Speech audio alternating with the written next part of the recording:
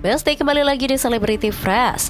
Informasi yang menghebohkan publik datang dari asisten Raffi Ahmad yang diangkat jadi komisaris di perusahaan Krakatau Posko yang menuai kritik pedas hingga cancel culture dari publik. Penasaran seperti apa informasinya? Langsung saja, ini dia.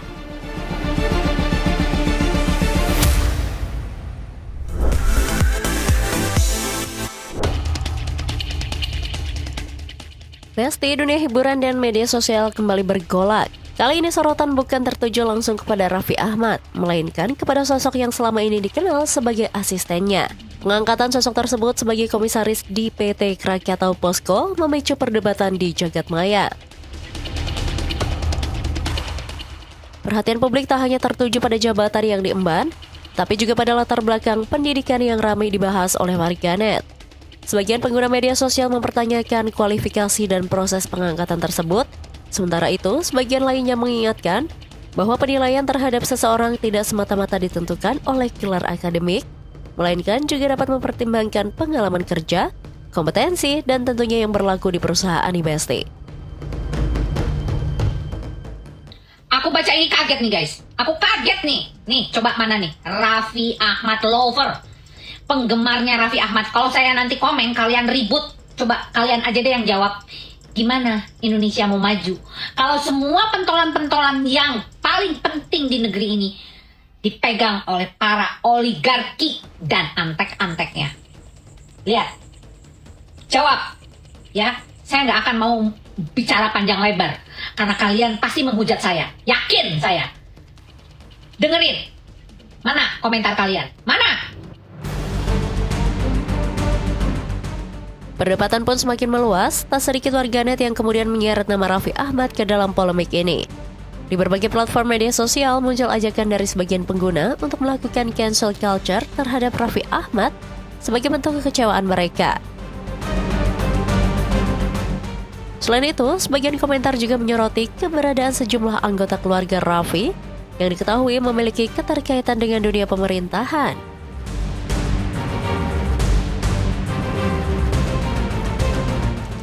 Di era digital seperti saat ini, setiap keputusan besar akan selalu diiringi dua hal, dukungan dan juga kritik.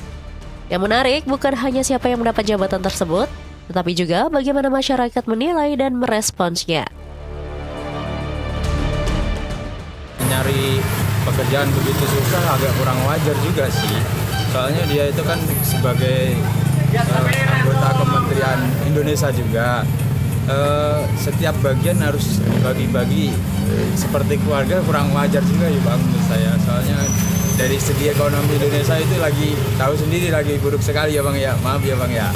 Jika memang kalian berusaha untuk memperbaiki negara, bersihkan hati, bersihkan diri lah. Agak ngerti lagi dah gue pemerintah sekarang dah. Lagi ini setahu gue mah tuh dia kan asistennya si Rafli ya. Cuma ngikutin si Rafli doang kan ya. Tuh gue bingung kenapa bisa jadi komisaris tuh di Krakatau Steel kan kalau nggak salah punya pemerintah dah. Gue gak ngerti itu dia kuliah aja kagak sampai lulus kan ya kalau nggak salah tuh gue baca kemarin tuh 2019 tuh dia berhenti kalau nggak salah. Terus nggak punya pengalaman di di bidang industri juga, kompeten kagak ada, cuma ngikutin si Rafli doang sama ini kan. Gue bingung tuh yang ngangkat punya otak apa kagak itu?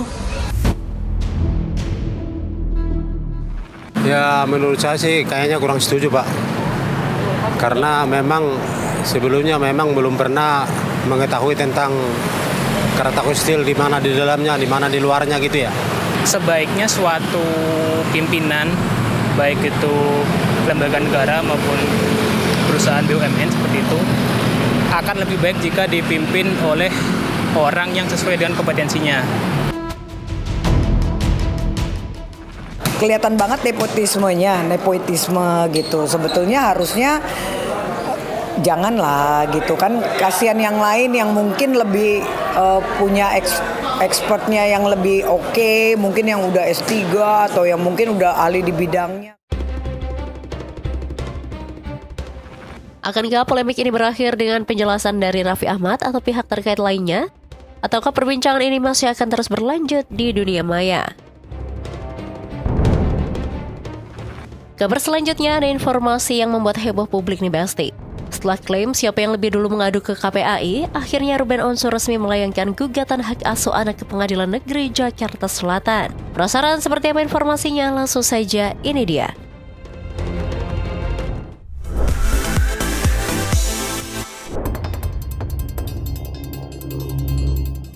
Besti, kisah yang selama ini menyita perhatian publik kini memasuki babak yang jauh lebih serius. Setelah berbagai pernyataan silih berganti membuat publik bingung dan bertanya-tanya, kali ini langkah hukum resmi diambil. Ruben Onsu dikabarkan telah mengajukan gugatan hak asuh anak ke Pengadilan Negeri Jakarta Selatan. Keputusan ini langsung memicu beragam reaksi. Ada yang menilai langkah tersebut sebagai upaya memperjuangkan hak seorang ayah, namun ada pula yang berharap konflik ini tidak semakin mempengaruhi kondisi psikologis anak-anak. Berhubung tadi pagi itu sudah mendapatkan persetujuan dari gugatan yang sudah kami finalisasi, maka kami ingin menyampaikan update-nya per hari ini, tanggal 30 Juni 2026, kami sudah mendaftarkan gugatan hak asuh anak melalui Pengadilan Negeri Jakarta Selatan secara online atau e-court. Registrasinya untuk bisa mendapatkan nomor perkaranya. Jadi per hari ini gugatan hak asuh anak yang dilakukan oleh Ruben Onsu itu sudah resmi kita daftarkan. Ya, artinya memang murni ini karena haknya Ruben untuk berkumpul sama anaknya yang tidak terrealisasi, dan hak anak juga untuk mendapatkan kasih sayang dan berkumpul dengan ayahnya, dan juga karena ada di lingkungan yang menurut patut diduga oleh Ruben itu tidak aman, dan juga karena patut diduga adanya eksploitasi terhadap mereka. Konflik mulai terjadi, perbedaan pendapat mungkin tak terhindarkan. Namun di atas semuanya, kepentingan dan masa depan anak tetap menjadi hal yang paling utama. Akankah gugatan ini menjadi titik balik bagi perjalanan keluarga Ruben Onsu dan Sarwenda? Ataukah masih akan ada babak-babak baru yang terungkap di persidangan? Informasi selanjutnya ada Faris RM yang melaporkan Syahrafi atas dugaan pelanggaran Undang-Undang Hak Cipta yang mendapat reaksi dari sang terlapor. Seperti apa informasinya? Langsung saja, ini dia.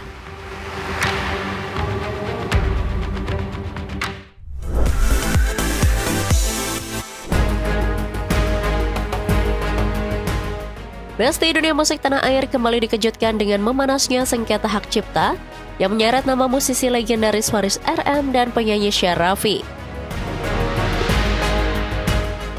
Laporan yang sudah berjalan lebih dari 1 tahun kini disebut memasuki babak baru. Pihak Faris RM mengklaim proses hukumnya naik dari penyelidikan ke penyidikan. Namun di saat yang bersamaan, Syahrafi justru membantah seluruh tudingan tersebut dan melaporkan balik Faris RM ke Polda Metro Jaya atas dugaan pencemaran nama baik. Lalu siapa yang memiliki dasar hukum paling kuat? Setelah menunggu lebih dari 1 tahun, laporan dugaan pelanggaran hak cipta yang dibuat Faris RM kembali bergerak. Kuasa hukum Faris RM menjelaskan mereka memenuhi panggilan penyidik untuk melakukan koordinasi lanjutan terkait perkara dugaan penggunaan lagu tanpa izin. Dalam pemeriksaan lanjutan tersebut, pihak Faris RM menyebut hanya ada sekitar 10 pertanyaan, namun seluruhnya dinilai penting.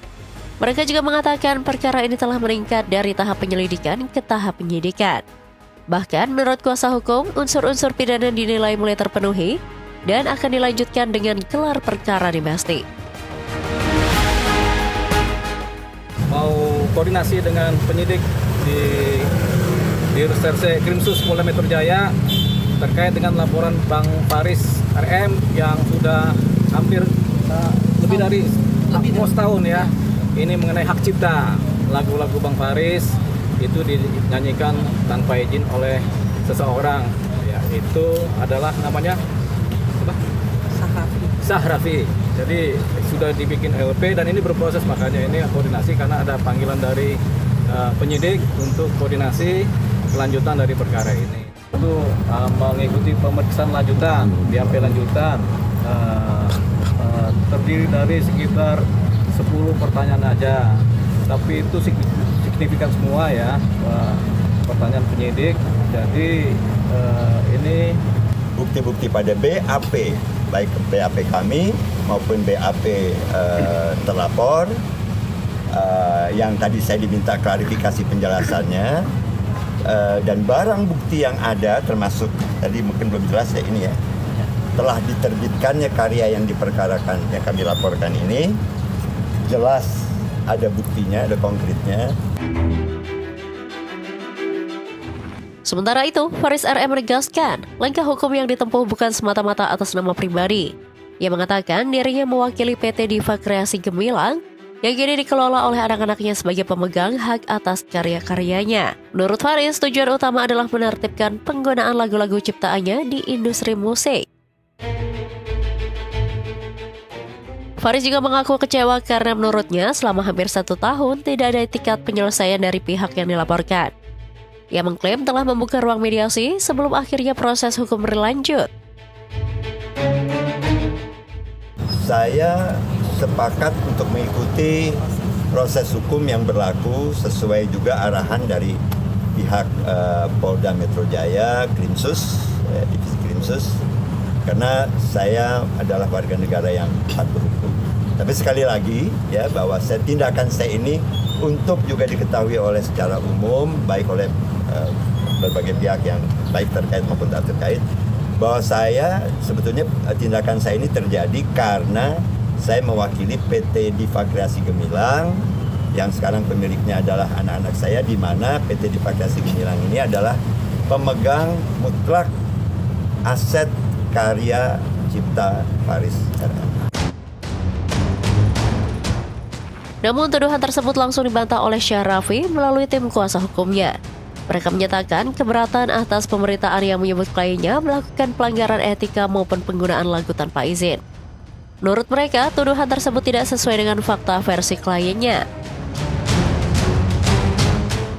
Di mana kami ingin menyampaikan sesuatu untuk meluruskan fakta yang tidak benar, ya. Dan kami ingin menjelaskan bahwa apa yang telah muncul di beberapa media dan sosmed yang mengatakan klien saya yaitu Syahrafi itu melakukan sesuatu pelanggaran etika ataupun tidak izin membawakan lagu itu tidak benar, apalagi menyebutkan nama-nama lengkap dari klien kami. Dan kami sangat keberatan karena perbuatan itu tidak benar dan sudah melalui proses hukum. Pihak Syahrafi mengklaim hubungan hukum yang dimiliki bukan dengan Faris RM secara langsung, melainkan dengan seseorang berinisial SN. Mereka juga menyebut memiliki video yang menurut mereka menunjukkan adanya persetujuan Faris RM saat peluncuran lagu, bahkan disertai ajakan untuk bekerja sama. Selanjutnya, Syahrafi menjelaskan jika dirinya menerima penawaran untuk terlibat dalam proyek album tribut Faris RM dan menandatangani kontrak kerja dengan pihak produser. Ia juga mengaku sempat memperdengarkan hasil aransemen kepada Faris RM dan memperoleh respon yang positif.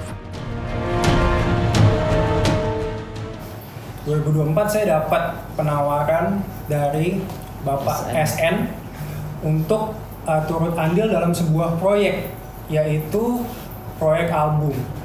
Proyek albumnya itu album tribute Faris RM 45 tahun berkarya. Mungkin mas-mas atau mbak ada yang datang ke acara launchingnya waktu itu di CIMB Niaga kalau nggak salah, di gedung Niaga ya, di Sudirman.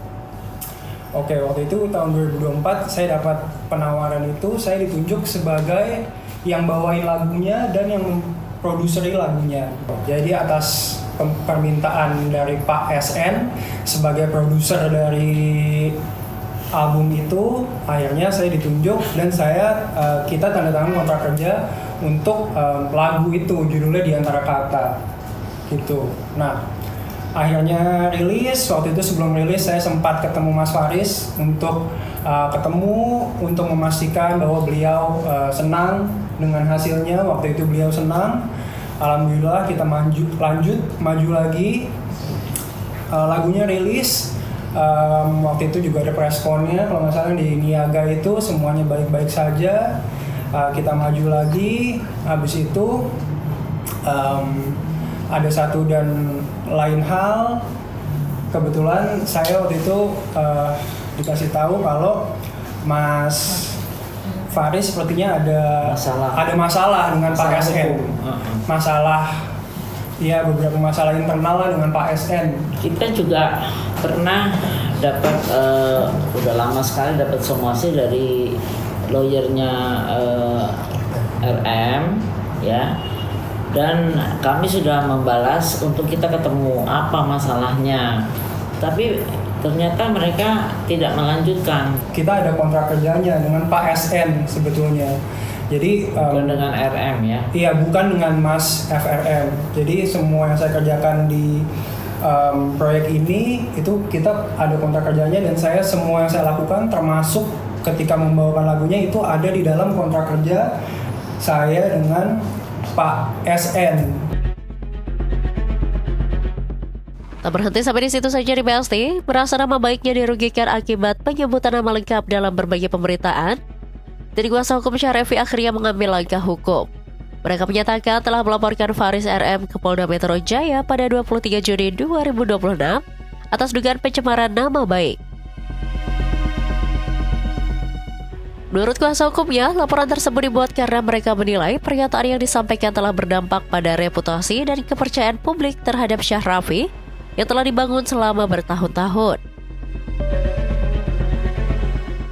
Kini dua laporan hukum berjalan secara bersamaan. Di satu sisi terdapat perkara dugaan pelanggaran hak cipta, di sisi lain muncul laporan dugaan pencemaran nama baik. Seluruh klaim dari kedua belah pihak masih akan diuji melalui proses hukum yang berlaku di BST.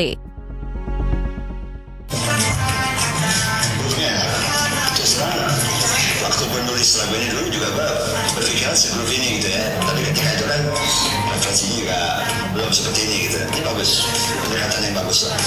Dan kita juga sangat keberatan ya dengan kata-kata menyebut nama lengkap dan dengan hal-hal yang seolah-olah tidak punya etika dan segalanya. Dengan berarti kan pencemaran nama baik, di mana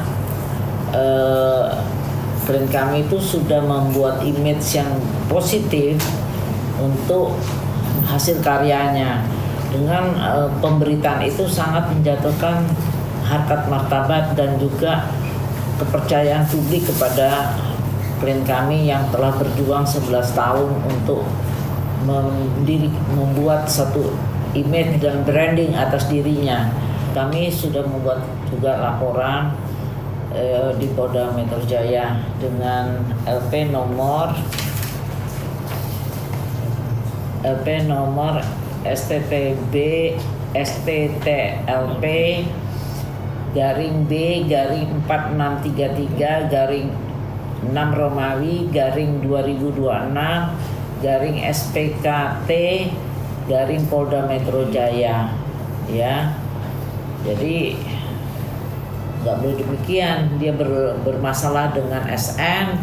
Kenapa yang ditembak klien kami yang secara santun, secara sesama pencipta lagu saling menghormati. Kenapa ini tidak menghormati, padahal sebetulnya tujuannya kepada orang lain. Kenapa baru pencipta lagu yang muda yang harusnya kita dukung, kita support supaya lebih berkembang.